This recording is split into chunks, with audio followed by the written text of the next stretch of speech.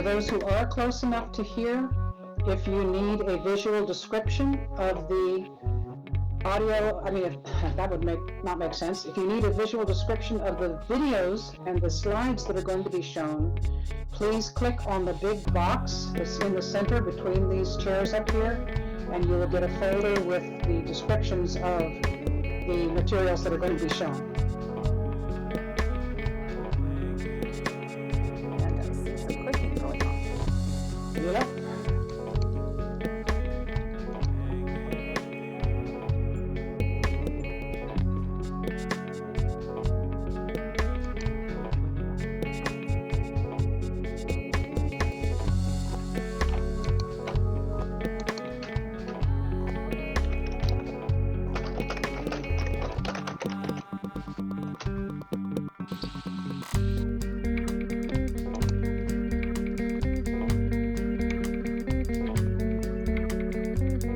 We have people still coming in, so we're going to be starting a bit late, I'm afraid.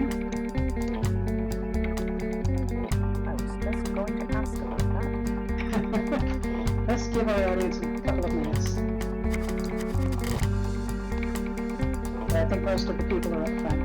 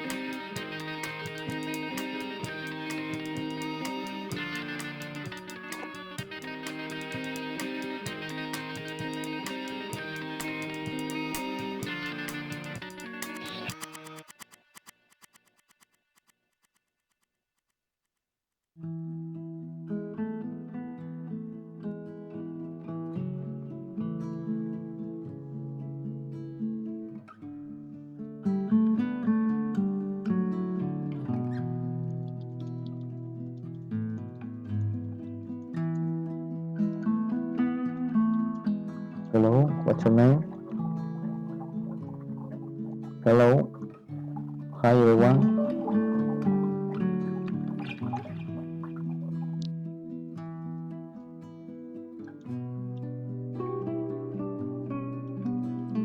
Hello. I hear you, Dave. Yes, I hear you. Assistance, Wolverine? Yes, hi, I'm Wolverine. Yes. Do you need assistance? Excuse me? Need help? Emmy, we're not hearing any voices. They're just asking if the speakers are speaking yet. Well, we were just quiet. We're just waiting for everybody to settle down. And I am actually ready to begin right now if everybody can hear me. Yep, I can hear you just fine. Hello, everybody. Yep. Hello, what are you doing in the meeting? Okay, welcome everyone to the closing plenary session of the 24th annual MuseWeb conference being held here in Second Life and online. Okay.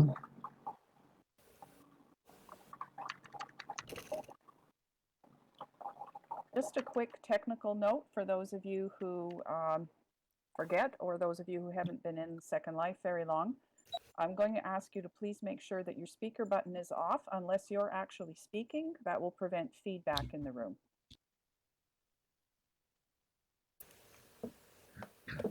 The topic for discussion for our session is the potential for social virtual reality to transcend boundaries for greater inclusion and accessibility. I am Leandra Conke in Second Life, Natalie Bjorklund Gordon in real life. I live in rural Manitoba, Canada, near the 51st parallel, and yes, it is still winter up here with snow on the ground. I'm a retired human geneticist, PhD, and author of several peer-reviewed scientific publications. I co-authored one book called Embryogenesis Explained. Of more interest to our audience today, I have been a Second Life resident for over 11 years, and I've been involved in Second Life mostly for play, but also for work, including a 2010 seminar series for graduate level university credit through Wayne State University in Michigan, to assisting in programs involving patient counseling and support through virtual ability here. It is my great pleasure and honor to be acting as your moderator. So I'll begin by introducing our panel. Our panel includes Bernhard Drax, also known as Draxter in social virtual reality. He has produced more than 200 mini documentaries on the subject of creative diversity and inclusion.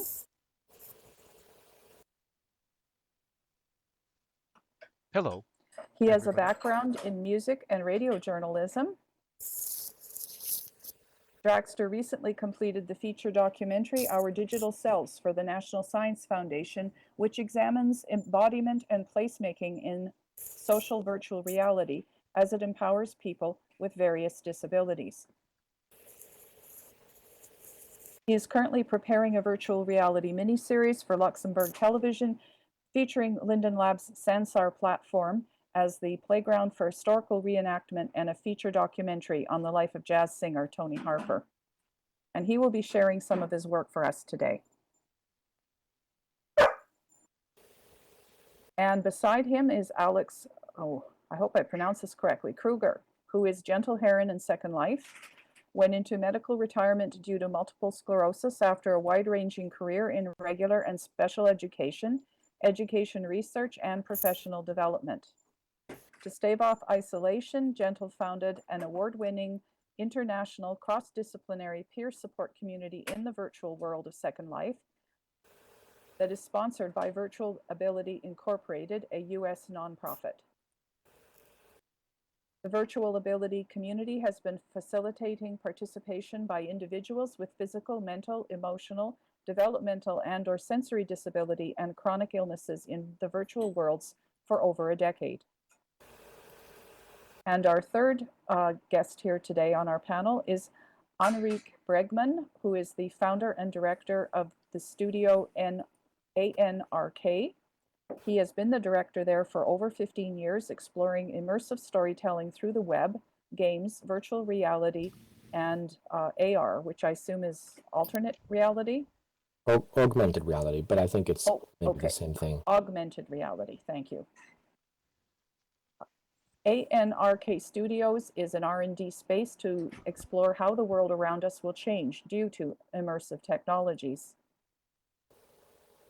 And so I'm going to begin now by asking each of our panel to speak to the topic today, starting with Draxter.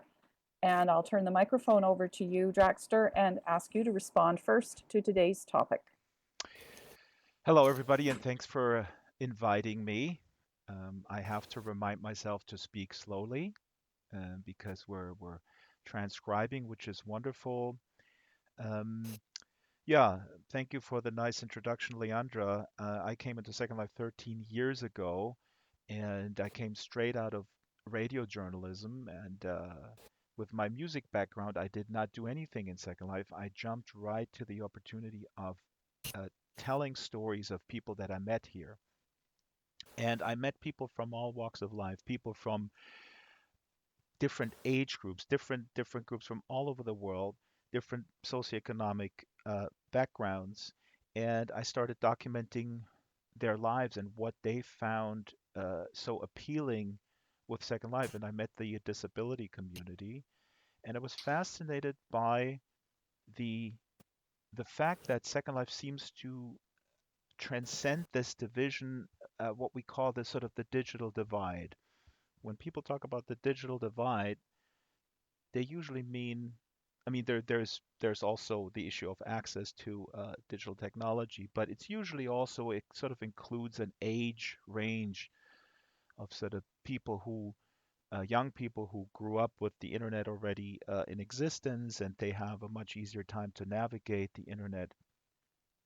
And I found through my stories that this is not true in Second Life. I met many, many people who are older, people who would, uh, you know, you hear people talk about like, oh, my mother is 65 and she doesn't know how to use Skype. Um, and I met people here that were much older than that. I did a documentary about Bernhard Dörius, who passed away recently when he was a famous German filmmaker. He was 88 and he made movies in Second Life. And he was interacting with the whole world, and he was able to share his art with a sense of being there and a sense of embodiment. He said he feels, I said, how old do you feel? He said, I feel like I'm 37.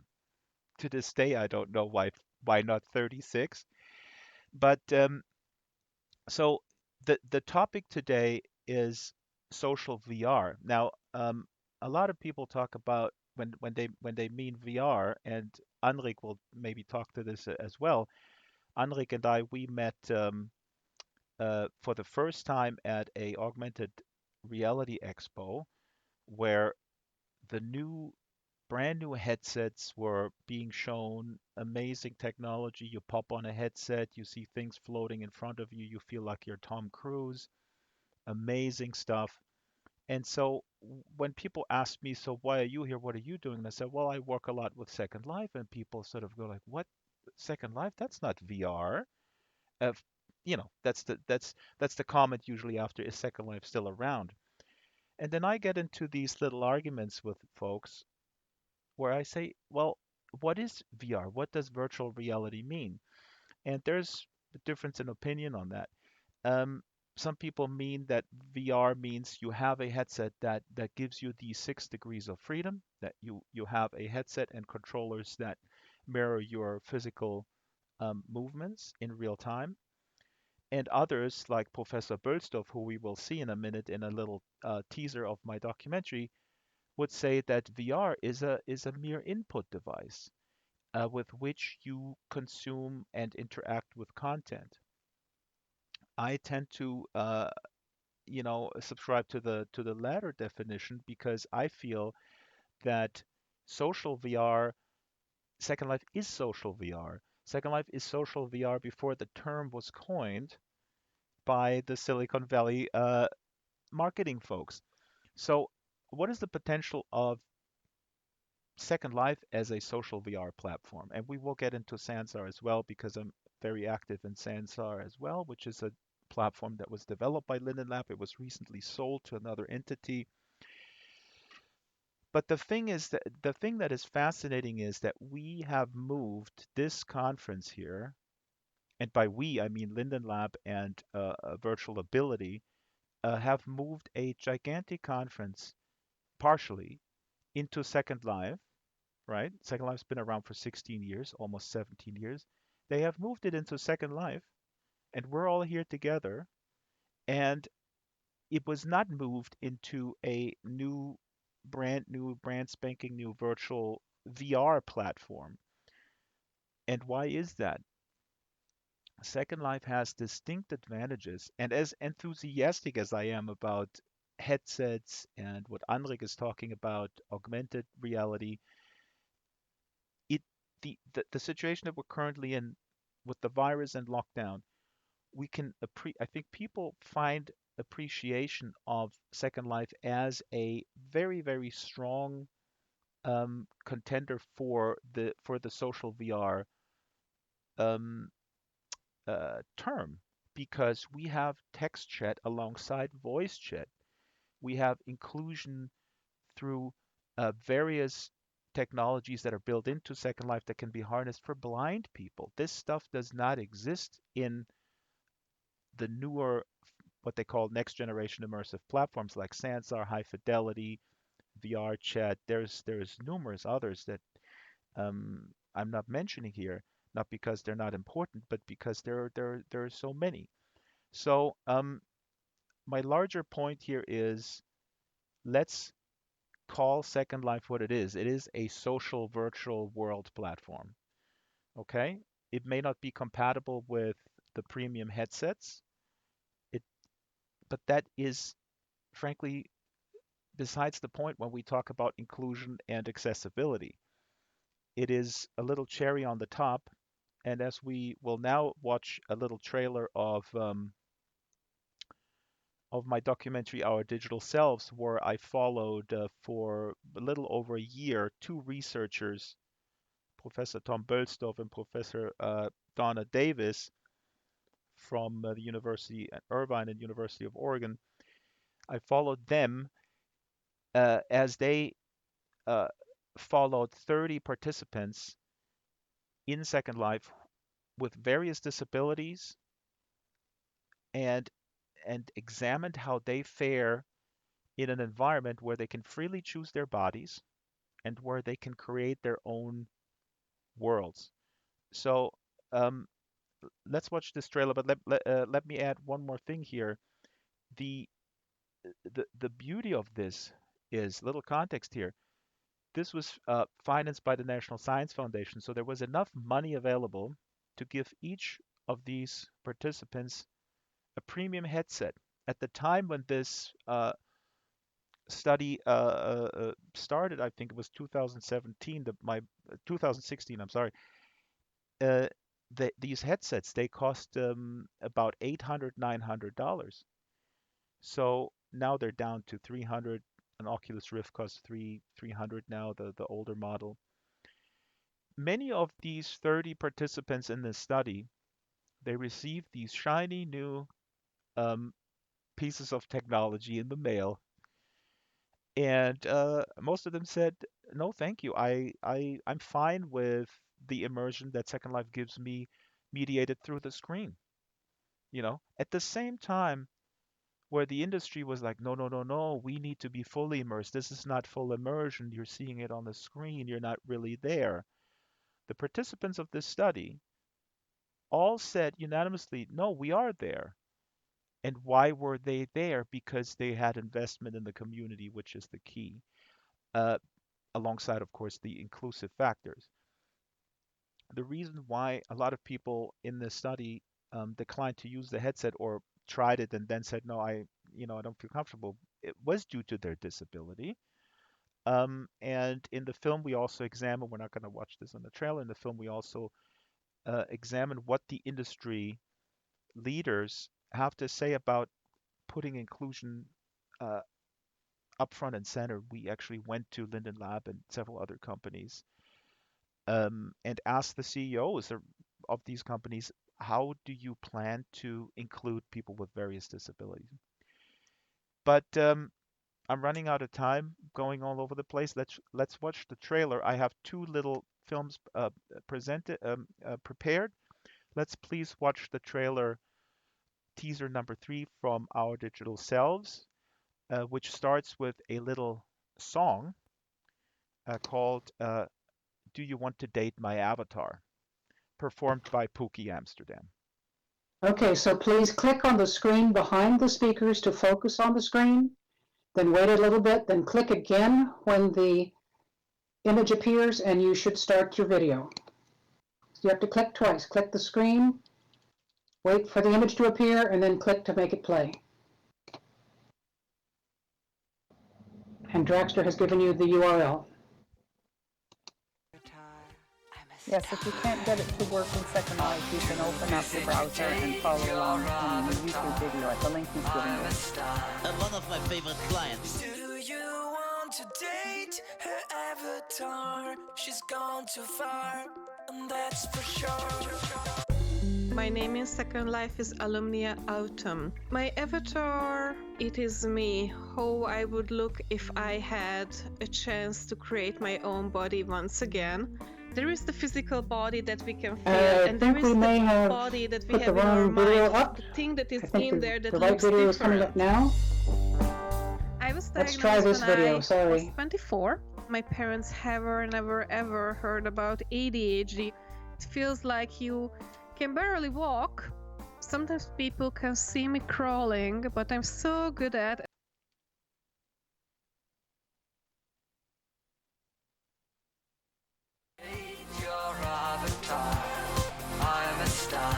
of my favorite clients. Do you want to date her avatar? She's gone too far, and that's for sure.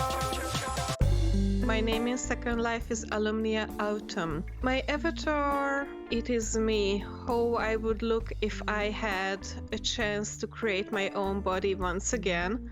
There is the physical body that we can feel, and there is the body that we have in our mind, the thing that is in there that looks different. I was diagnosed when I was 24. My parents have never ever heard about ADHD. It feels like you can barely walk. Sometimes people can see me crawling, but I'm so good at, and so many other people with ADHD are good at this, that we can become very confident, but we are still crawling like heck.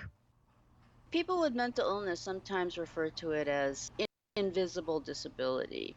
The nurses, she asks, well, what do you do for a living? And I say I'm on disability, and I just become very aware that a person might be looking at me and saying, hey, she doesn't look disabled, or she has bipolar disorder. Well, she's talking to me perfectly fine. Yeah, hi, Poppy.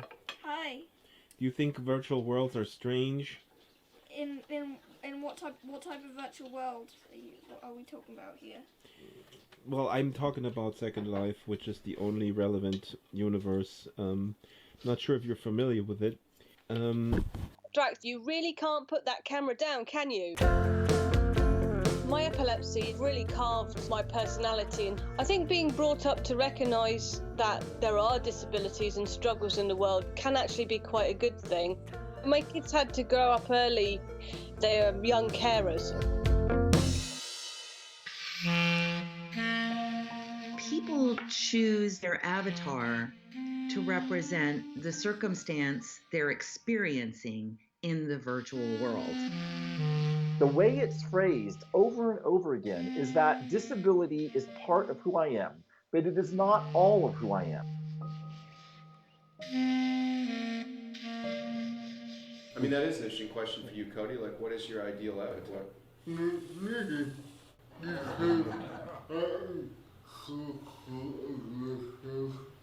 I'm so full of myself.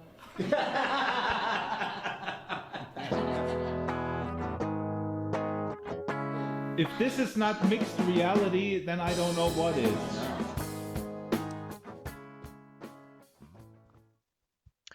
All right, I hope everybody saw this. I was informed I only have 1 minute left, so I'll be very quick.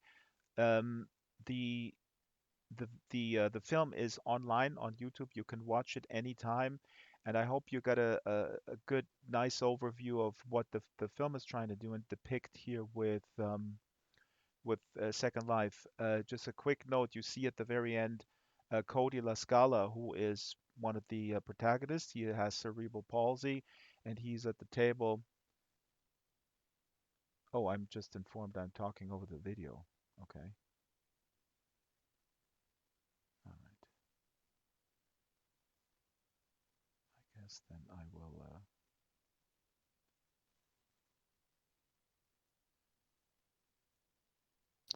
How do we close the video? Let's go in there. Well, we'll need to give everyone just a few minutes to make sure they all finish the video. It's 2 minutes and 56 seconds. Maybe we could have people type in their chat done so we know when people are finished.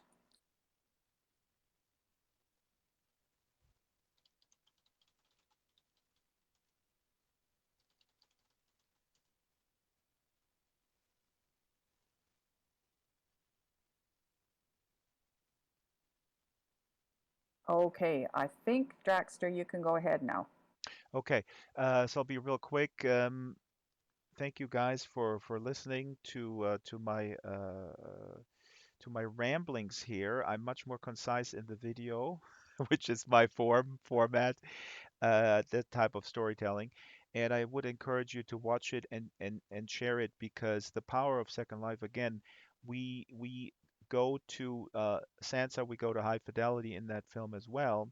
We talked with Philip Rosedale at length about his dreams and his goals for High Fidelity. In the very end here, you saw Cody LaScala, who says, when Philip asks him, how would you like your ideal avatar to be?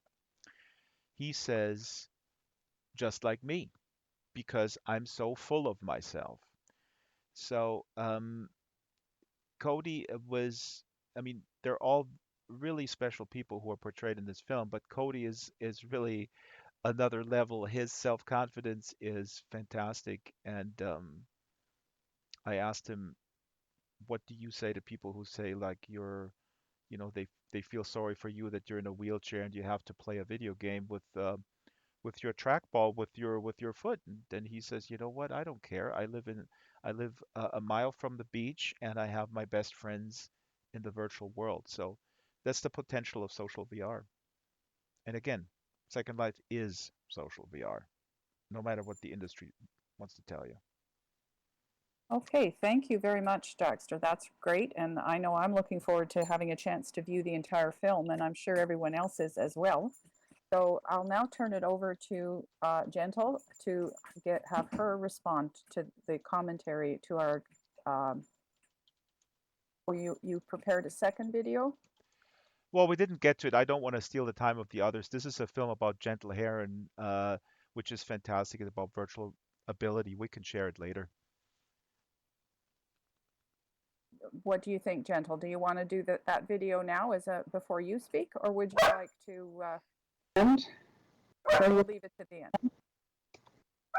Okay, well, we'll leave it to the end. Why don't you go ahead now, Gentle, and I'll go shut my dog up.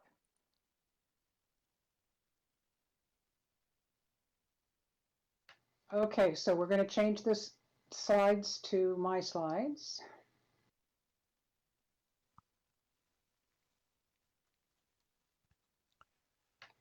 And as soon as the slides come out, Cart, you don't need to do anymore.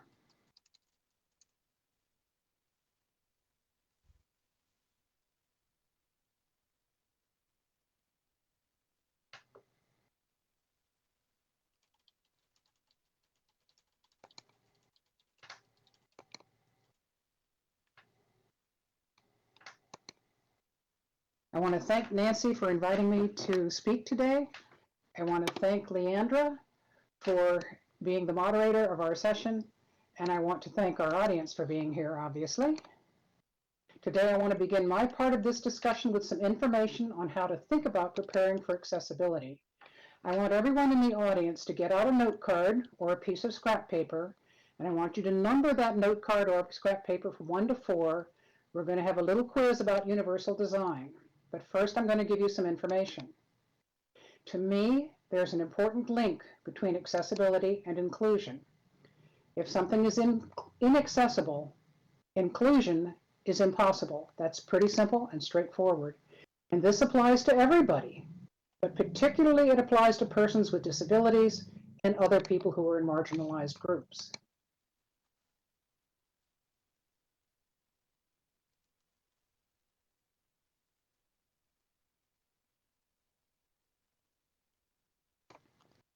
Persons with disabilities are more prevalent in virtual worlds than we are in the physical world in terms of the percentage of the total population. And it's my hypothesis that this is due to our ability to modify the environment of virtual worlds to adapt to our needs. I represent Virtual Ability.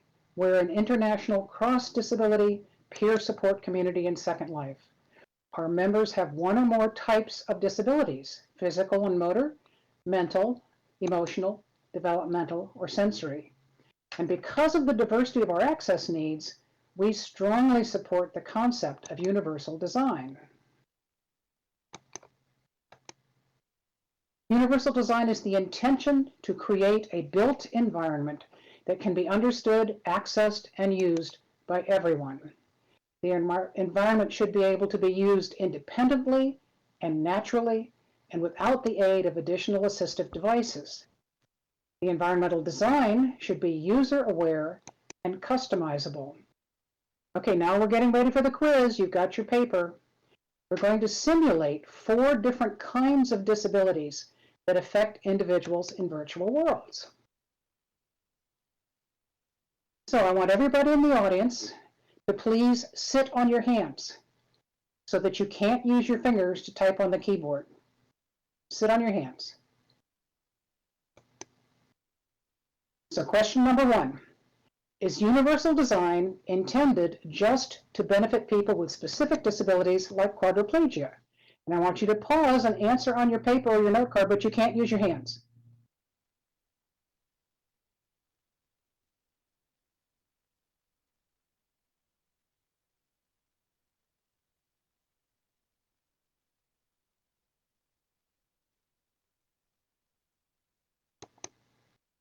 Okay, please do not go back to question 1, but we're going to move on to question 2.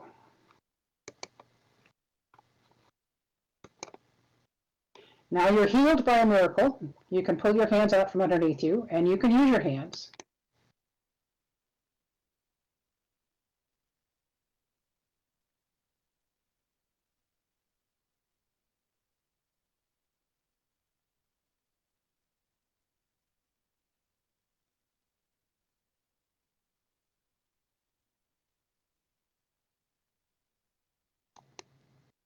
Okay, that question may have been a little difficult for you to answer because you were deaf.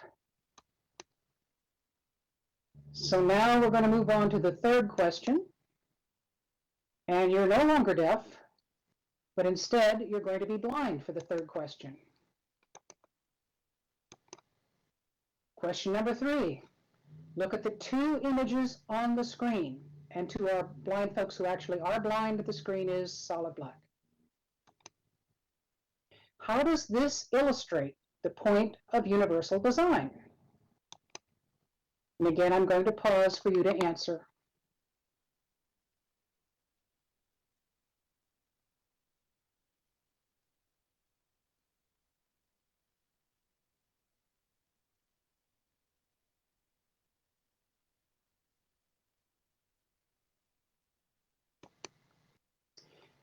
Okay, so I may wave my magic wand, your vision is restored, but now you're going to become cognitively challenged for the next question.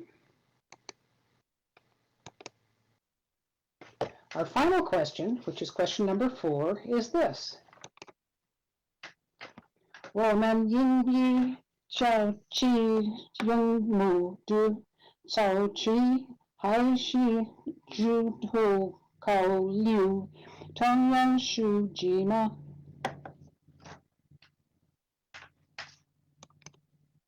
And we'll pause for you to answer that one.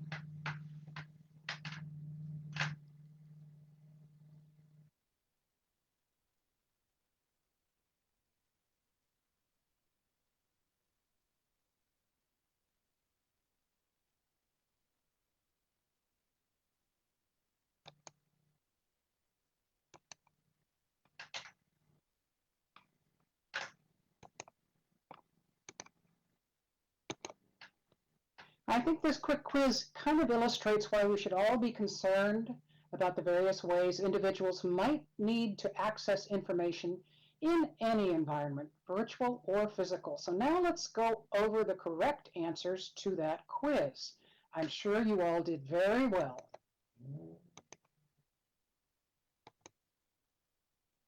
Question number 1. The answer is no. Universal design is not intended just for persons with particular disabilities, and universal design can benefit individuals without disabilities too. People use many types of assistive tech to access their computers. We have community members who type with an on-screen keyboard that they tap using a switch operated by a head nod or by their tongue. We have some people who use voice-to-text software. And we have others in the community who use eye gaze technology to type and operate their avatar.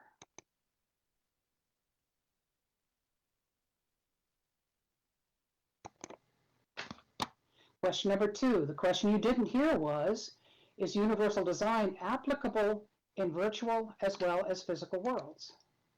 Yes, it is universal in that it applies everywhere that humans interact. That is why deaf people need text when hearing people are using voice. There are tools that presenters can use, as Leandra and I are doing today, to provide text chat while we're speaking.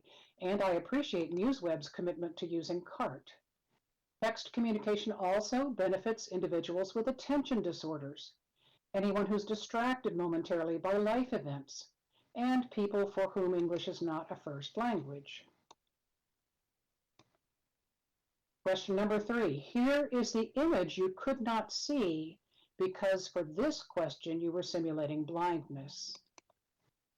This is the classic comparison of equality and equity. This popular image illustrates one concept related to universal design, that in order to benefit a diverse population of individuals, options must be available. Sighted persons can usually identify objects by their visual appearance. Objects in the virtual world are recognized by screen reader software by their assigned name. The default name of all created objects is object. So creators in Second Life need to remember to properly name the items they create. Question number 4. Unless you read Chinese, you were cognitively challenged by this question, and I do apologize for my awful pinyin pronunciation. Should we consider universal design early or later in our projects? And the answer is both.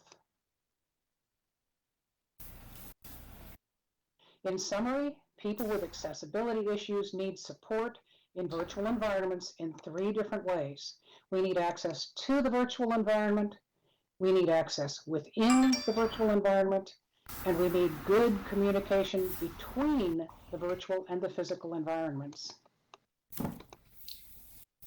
When you bring your projects and research into Second Life, please consider contacting Virtual Ability at info@virtualability.org if we can help you with universal design and accessibility issues. Thanks you everyone, and back to Leandra. Well, thank you, Gentle. I have to admit I cheated on your Chinese question using Google Translate, but other than that, I was stumped. So your points are well taken, and I guess now it's time to turn it over to Enrique and let him respond to our topic today. Back to you then, Enrique. Hey everybody. I just have a few quick thoughts from my perspective. I thought both of the previous discussions and points were super fascinating, and it's one of the things that I find incredible about the social VR space. A really brief intro to me. Can I control this by clicking on the presentation slides, or will you control it for me? You just tell me when to change. Okay, so I'm a director. I make virtual and augmented reality. I've created a whole range of different experiences. This is maybe an example that is quite relevant to our topic more than the others. The party is an experience about what it means for somebody who is autistic to go through sensory overload. And it is a good example because I'm not autistic, but I worked very closely together with the team at The Guardian in Cambridge with a whole range of people who are autistic. And so my kind of role in this process is really as a sort of technical translator, if that makes sense. And yeah, so and if you want to go to the next slide, I'll just go quickly through these slides.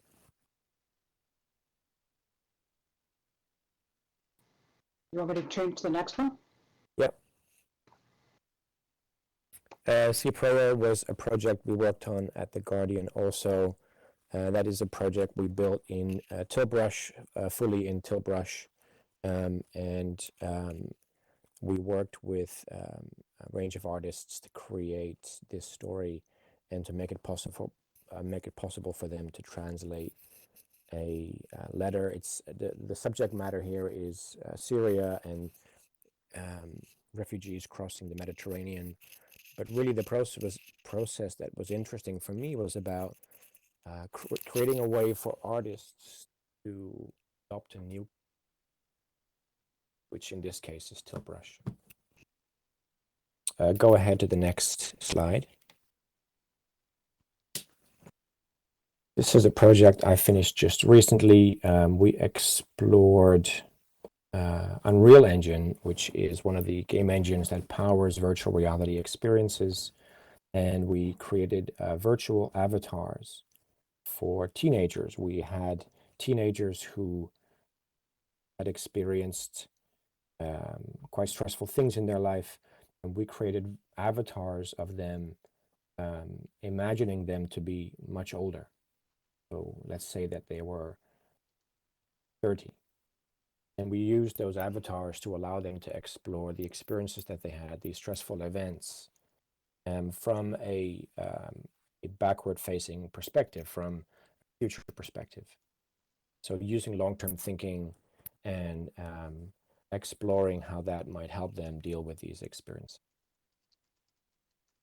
Go ahead to the next slide. This is a project I worked on with The Guardian, where we created a virtual reality space that you can explore and learn about forensic science. And go ahead to the next slide. And Symphony of Noise is a project I worked on with Kos and Klo and UpCreative. Again, it's a virtual reality experience. It's a social space where you can pick up sounds and turn them into music, essentially. It's an experience that brings to life the work of Matthew Herbert, who is a musician here in the UK. Last two slides, go ahead. One more. Barcelona is a project I've made with a friend of mine, Alex Kozobolis, that runs entirely on Sketchfab. I think Sketchfab is an incredible tool, really simple way for people to approach something quite complicated. And it leads me quite perfectly into kind of what I wanted to say about social VR, really. This was just a very brief intro. For me, social VR is a creation space. I began in Second Life a long time ago, but I've also explored spaces like Sansar, where I hang out with Dragster often. And it's very inspiring to make your own worlds and your own spaces. You can create and shape yourself and the surroundings around you in a way that doesn't work outside of these kind of spaces. It's like a mirror for you to look back on yourself. And often I focus in all of these projects that I mentioned, not just on the outcome of the work, but also on ways to bring people into the process of making those experiences. I'm a little bit like a technology translator, at least I hope so at the best of times, to put the tools of creation in the hands of those who haven't tried them yet. And I think what's really powerful about social VR is, of course, the experience itself, but also the ability to create within those spaces. Second Life is such an awesome example of that, a world that constantly changes and increases collaboratively and collectively. But the increase of complexity of VR technology is also a way to raise more barriers again and again. Every time a new technology comes out, it kind of shuts out somebody else.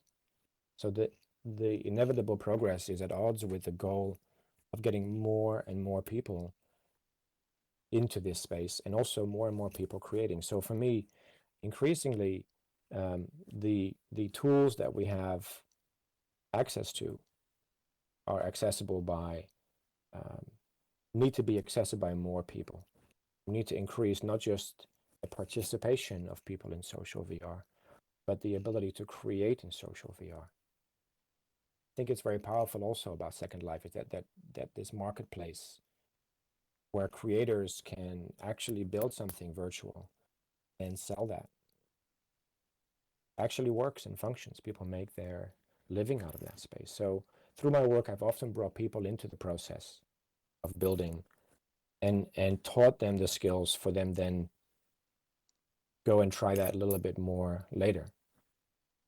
And so my real conclusion of the whole speech is that I think your ability to create something that can exist in a virtual world is really the key to self-expression. And so the goal should be not just to include as many people as possible, but to put those tools into as many people's hands as possible.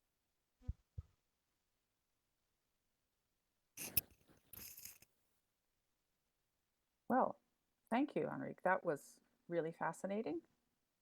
And in this portion of our talk, we are going to throw it open and ask if there are any questions. So we have a limited amount of time, and I'm not sure the best way to do it, but I guess I'll ask you to either put your question in chat, and we'll try to get to as many as we can. Or if you prefer, you could stand up and I'll recognize you and you can do it by voice. Leandra, this is Nancy. Hi, Nancy. Go ahead, please. Go ahead. Thank you. So we have a special audience guest. I am streaming from Second Life into Microsoft Teams for those who weren't able to join us within Second Life, and I will voice their questions, which they might ask in voice. But we also have a special guest in the audience.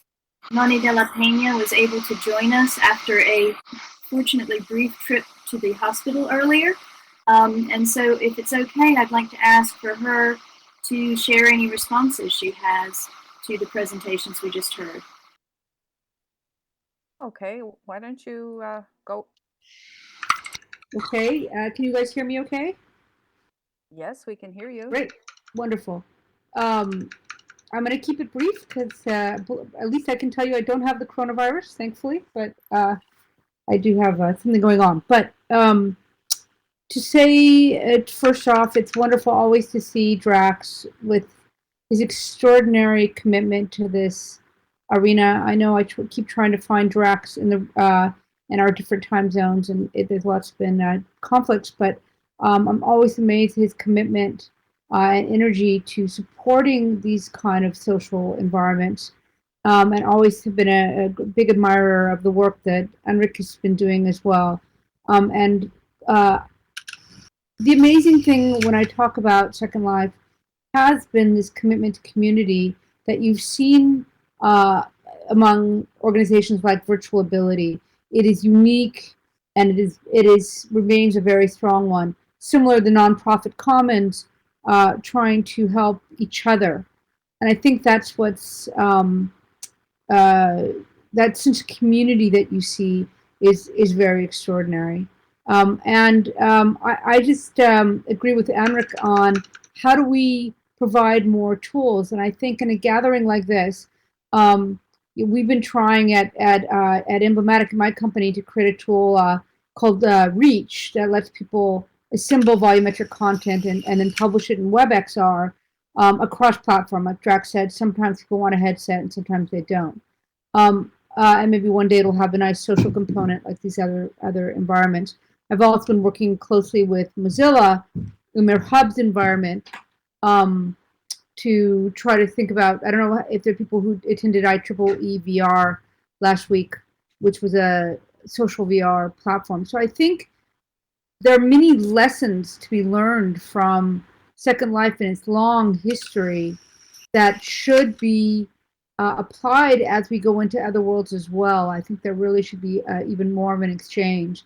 And I'm wondering if either Drax or Enrique could talk to that, the idea that virtual worlds may be not necessarily always big social ones, but actually ones that get to live in people's independent spaces like they do on their own, have their own websites now, and whether, what they think might be some best practices to offer to individuals thinking about that.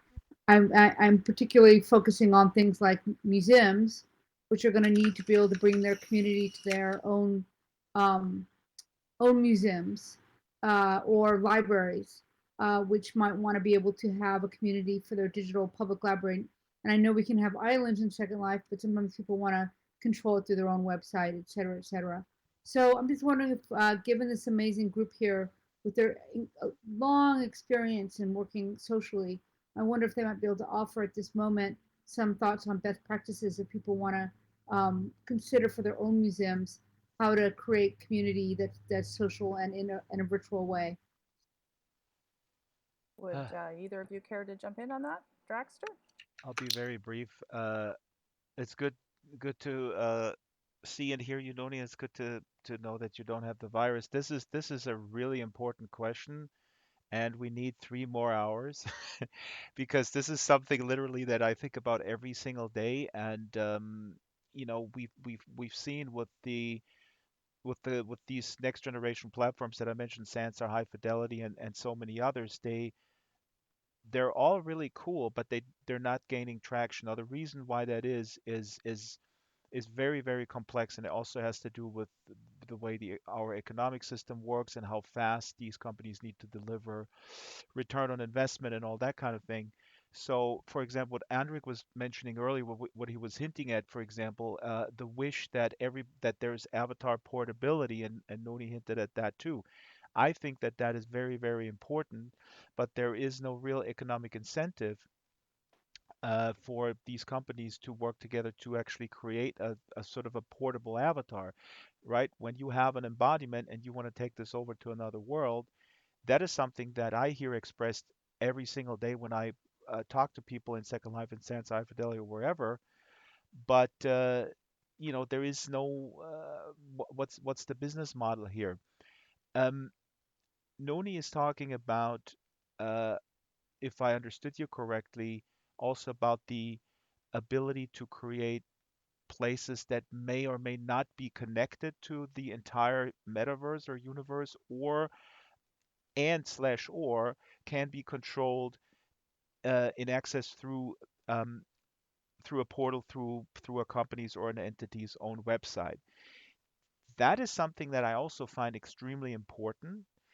But in that sort of battle out there between these different companies, that also does not seem to be a real priority, which is really strange, because you may remember that during the Second Life hype days, there were many, many other companies, for example, MetaPlace, Google Lively. Those were little sort of 2.5D virtual worlds that you could plug into your website. Um, and I guess the technology is out there, but I don't know why people are not pursuing this. So, um, thank you, Noni, for putting something on the table so I can't sleep, because I'm not gonna be now I'm gonna be thinking about this. Yeah, well, you Because should, those are the big have you those had a is chance? really the most important question, that we need to ask Have you had a ourselves. chance to look at hubs at all, Dragster? Because Mozilla Hubs Hubs, is that people yeah. tell me about it, people are very excited about it. I haven't looked at it yet. Well, what's nice about Hubs? It still has a way to go, but it's WebXR. It's you can put your own instance on a server, whether it's Amazon or whatever server, or uh, sorry, I'm having a complete But does momentary it brain live fog. does it live Microsoft on Store. the webs does is that embeddable on a website too? Absolutely, I think we had one absolutely. guy in Sansar Theanine who is a fantastic creator from San Diego, and he moved over to Hubs, and he's been creating stuff, and he invites me all the time. I need to So, check it out. you still have a avatar issue. I mean, there's Engage, which that's a commercial one. The I've nice been in thing there. about Hubs is that Mozilla's a nonprofit, and they're also have been such a leader in privacy issues. So I have a lot of respect for the team that's putting that together. So it's kind of worth checking out. Believe me, I was so happy to log back into Second Life and find that my old avatar still. If you don't know people, the first piece I ever made was a virtual Guantanamo Bay prison built here in Second Life, my first VR piece, and it's where I met Drax. And I'm still wearing the orange jumpsuit to point out to the lack of legal recourse that the folks at Gitmo have, and now those it's just insane. But anyway, I won't go off You on the were on the Guantanamo Bay. PBS Okay, homepage Yeah. with I'm that just gonna jumpsuit. I'm just gonna break in right here so that Enrique has a chance to respond to the question and the comments. And I'm not trying to cut you off, but I'm just trying to keep things moving along here. Enrique, did you have any comments back on what Nani shared with us? Yeah, no, I agree that that Mozilla Hubs is a wonderful space that's just beginning to take off. Creation in that space is fairly easy and quick. I know a few creators who are experimenting with that. What's wonderful about it, if you combine it with a few other apps, is that making realistic spaces or let's say like spaces with a photorealistic style, it's quite easy if you play with an app called Displayland, for example, which does 3D scanning. It's quite easy to connect existing free tools and build something quickly. And it solves kind of something I was mentioning earlier, is that so much of this world that we're in is a barrier for many people to answer, not for no other reason than having to make a space like this is time consuming. But and secondly, Noni, as you mentioned, because of the privacy involved with the way that Mozilla operates, I think it's a space to recommend. More broadly, WebVR, and that's true for your Reach platform also. WebVR, I think, is going to really play a big role in this. Everybody that is now, like here, where all of us are currently visiting, are looking for ways for us all to gather. And what's the best way to do that is an open question, but lots of people looking for a solution like that. What's really tricky, I guess, is that it becomes a really fractured space. I mean, even if you don't have avatar connections between spaces, you should still maybe be able to communicate across spaces in some way, because one part is how you look and what options you have on that front, but the other is the social networks that you create are then fractured between all the different spaces that exist, and you're jumping around from place to place. But for museums to build their own space and to host events, I think Mozilla is wonderful.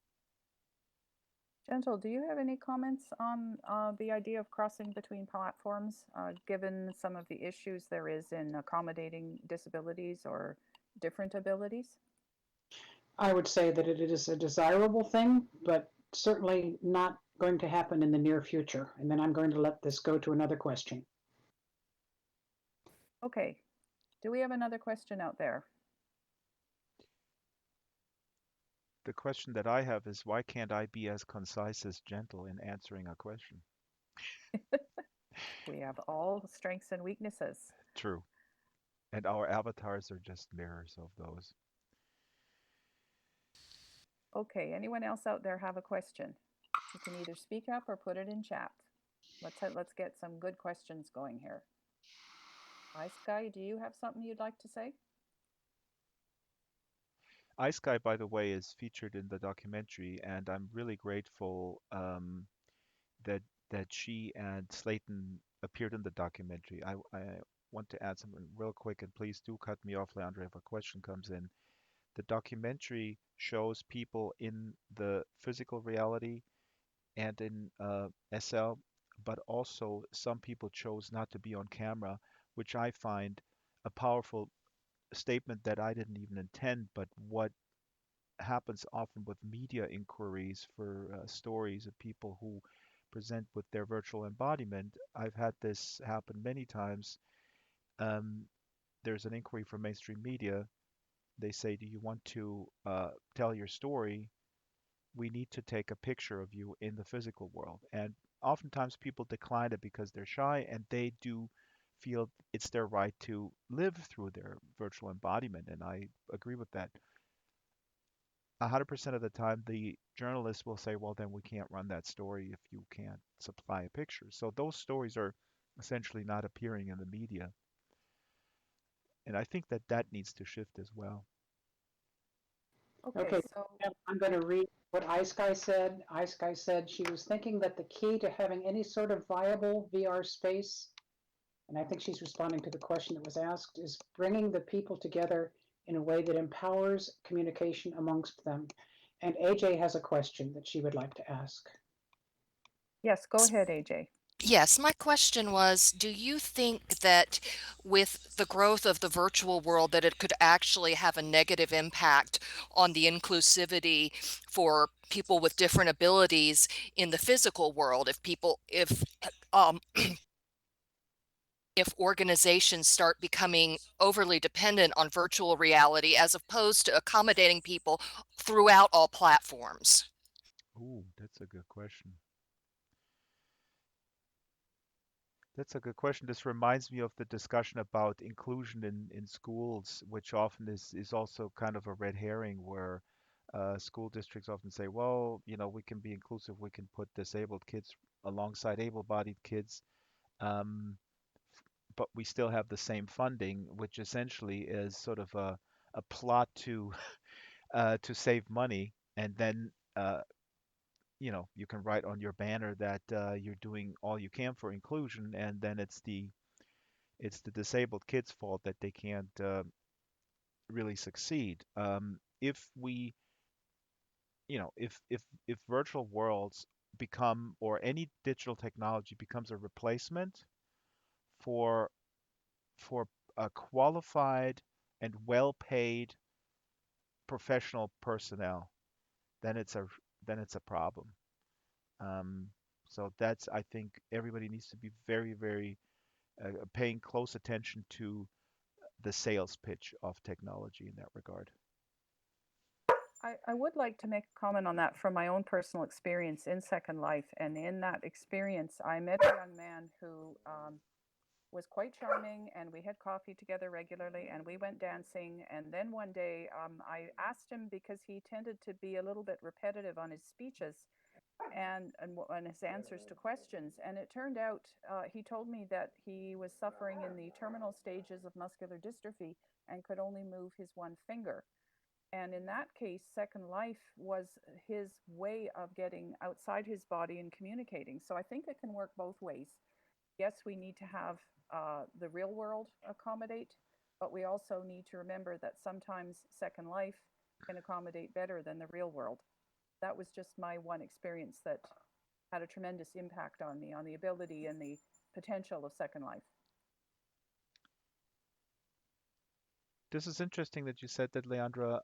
If I may, a quick one. Cody, who you've seen in the trailer, he also told me, I don't know, I forgot if it's in the film, but it's an important point. I think it's in another trailer where he says sometimes, because he has this speech impediment, and he wants to socialize, and he goes into a cell, and when he goes to public places and then he uses voice, and he sounds like this, honey. He told me that more often than not, people are put off and they think like, who is this guy? Is this a troll? Is he harassing me? And so for someone like him, Second Life can be he can be excluded even from Second Life in these circumstances. Of course, his typing is also fairly slow because he types with his nose on the phone. So I think, and this is a very important point, I think when we embrace virtual worlds as a means to get to come together across all these differences in ability, what we really need more than technology is patience. We need to be able to be patient with the other person and assume nothing, not full ability or whatever. Just we just need that patience. And I've seen a lot of negative things also in these newer worlds where there is an enforcement, oftentimes from the company that runs it, and I don't really blame them, where they uh, paint with a very broad brush between trolls and people who have behavioral issues. Okay, so I would like to have nuance in enforcing the terms of service in some of these worlds, because we cannot assume that people act out of malice. You know, in the case of Cody, he just talks the way he talks, and then if somebody says, "Hey, this guy is harassing me because he talks weird and I don't understand," and maybe files an abuse report. So those things have to be really figured out, and as long as these are private companies, they need to be putting an emphasis on being nuanced in Okay. their enforcement. It's been pointed out to me that Stone Circle is typing. Did Stone Circle have a question for us? Yes, she does. She asked, big picture, do the members of Virtual Ability advocate as a group when dealing with technology companies or interface with real-world organizations looking to set up programs or events in Second Life? I want to answer that question, but I also want to tag on to what Draxter just said, that one of the nifty things about a virtual world is that we can be embodied in ways that we can't be in the physical world. I'm looking at Titus, who has wings. I'm absolutely positive he does not have wings on his physical body, but he does on his avatar. And what this tells me is that because we have this diversity of embodiment, there he is standing up, and you can see his great bat wings. Because we have this great diversity of avatar appearances and avatar functionality in the virtual worlds, that should help remind us that we have similar levels of diversity in the physical world. And so, as Draxter said, we need patience, we need understanding, we need acceptance of diversity. And we in Virtual Ability celebrate that. And do we advocate as a group? I will say that our executive team does always advocate. We have spent many years advocating with the Linden Lab folks about accessibility issues, and we will continue to do that. And the fact that you all are here and that we have helped you to come here is a big plus for us. Do we interface with real world organizations attempting to set up programs and events? Absolutely. We work with a number of researchers and others who have come into Second Life, like MuseWeb, and help them set up events that are accessible. So thank you for asking that question, Stone Circle. Okay, well, we are beginning to run out of time, so I'm just going to close off with a suggestion that Draxter had. I had a suggestion? And yes, you did when we were discussing how to do this. Now, I mentioned that to me, Second Life, the avatars that people present are closer in many ways to what they really are, because their avatars represent what they wish they were. And we discussed the possibility of trying on some different avatars that we have to show people some of our different aspects of our personality.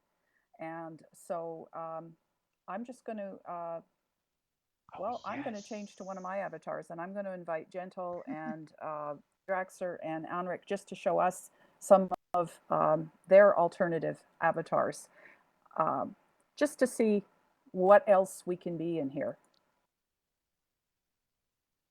Camera's on you, Leandra. And pray for no lag.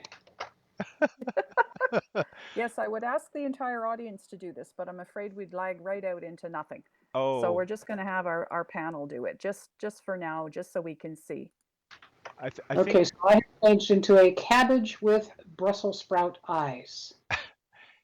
Gentle, what you just said is so super important, and it occurred to me that maybe with what we can learn here is that patience, because we see these different avatars, and maybe that reverberates into the physical world, that we stop judging people in whatever the split second or whatever. So if I show up as a fridge, this should be, I'm a fridge now, right? So what does that mean?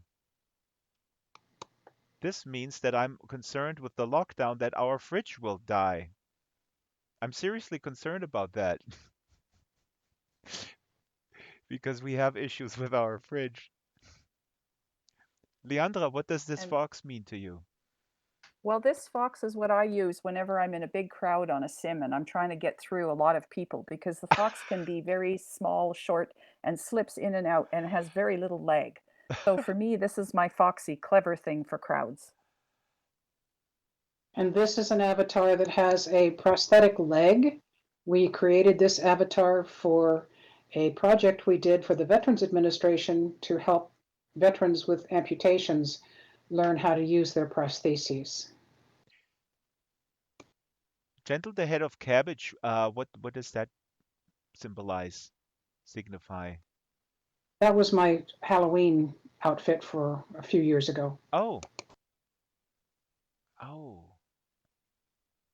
And here's Leandra tiny little. Yes, I got this to be in a world with fairies where other fairies were around, and I needed something to match. And I have a whole bunch of those for every different area of Second Life I go and play in. I have an avatar that's suitably dressed for that area. Wow, this is amazing.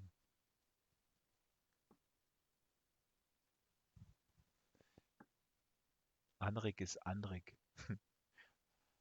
Oh, a tiny.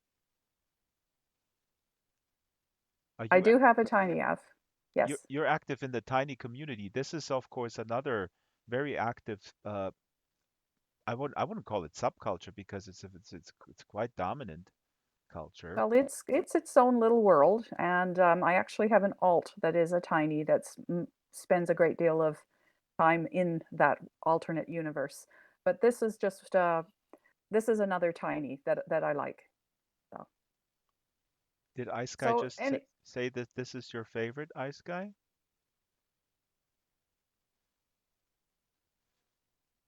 This is and yeah. Sorry. okay, Go I ahead. guess what I'm going to do now is I'm going to close off, and I have to go find my speakeasy because it came off with the change of avatars. So I'd Leandra, like to close.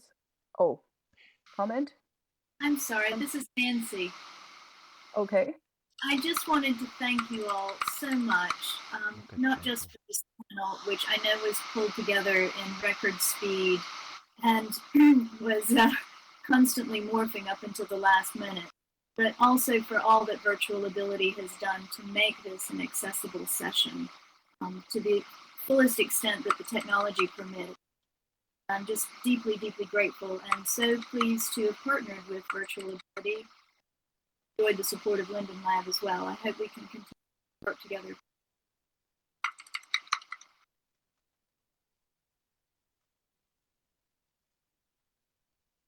So I'd like to remind everybody that we didn't get to one of Dragster's videos, and I'm going to encourage everybody to please go and have a look. And there's the link. I feel bad that we had to rush him through and didn't get to see it, so I don't want him to miss it. And I'd like to thank everyone present and Virtual Ability and MuseWeb for this chance to share on such an important talk. I'm going to formally close now and say, have a nice rest of the day, everyone, wherever you are in the world. Stay healthy.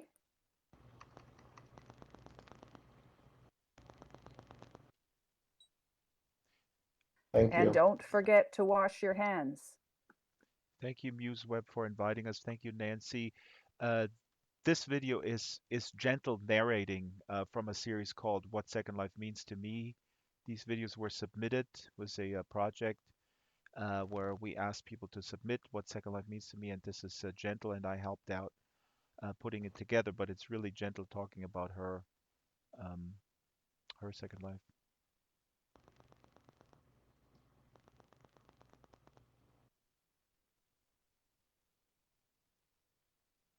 I hope all the new people from MuseWeb saw saw a little glimpse of what's possible.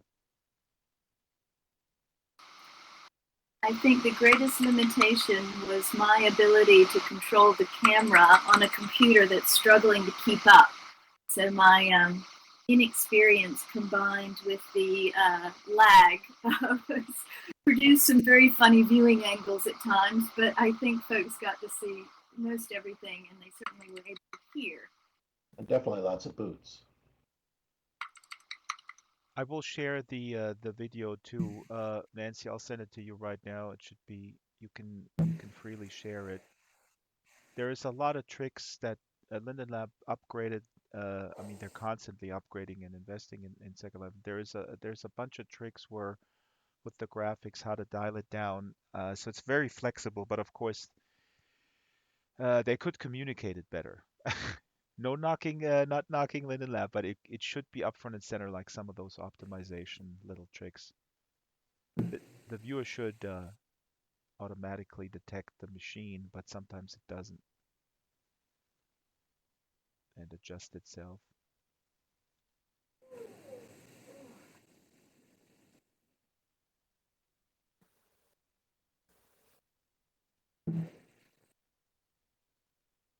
Thank you also to Cartwright, who did a great job transcribing everything that we were saying. I wish I could have you with me 24/7.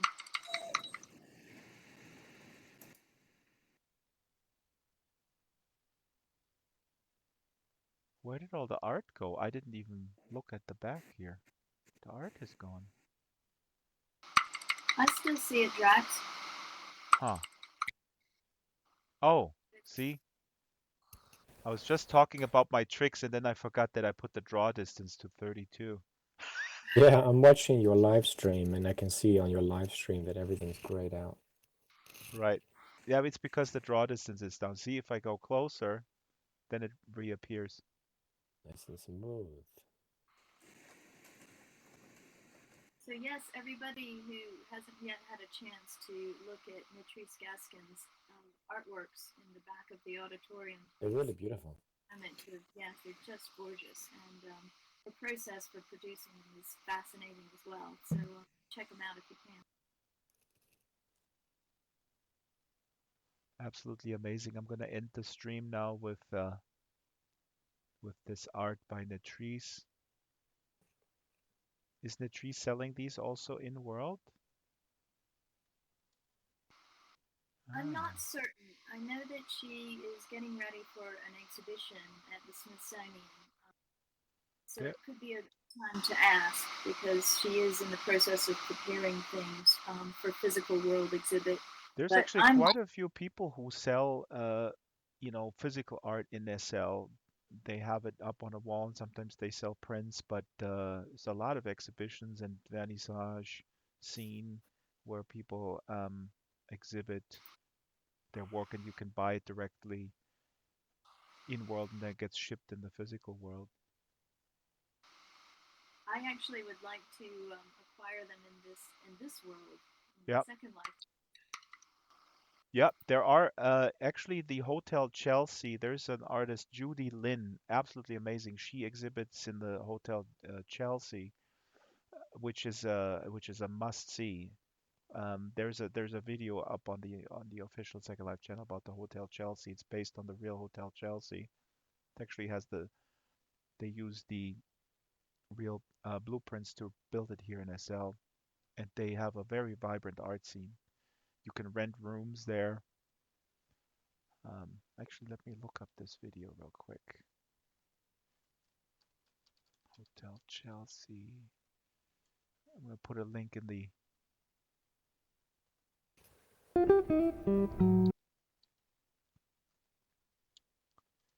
This is a video about the Hotel Chelsea where you can see the art and the scene there. Okay. Goodbye, everybody. Good to see you, Anrik, to be on the same stage. And gentle thank you, everybody. I'm going to go to bed now. Sleep well, Drax. Super nice to see you. I'm here on lockdown. I know I'm the only one. Aren't That's we why all? I said it. Aren't we all? Thank you also to you, Enric. I know you and Draxter both have been participating in a very unfriendly hour. So again, we appreciate so much just all the effort you've gone to help us learn so much today. Thank you, Nancy. I really hope that the attendants really had a good time and saw some cool stuff.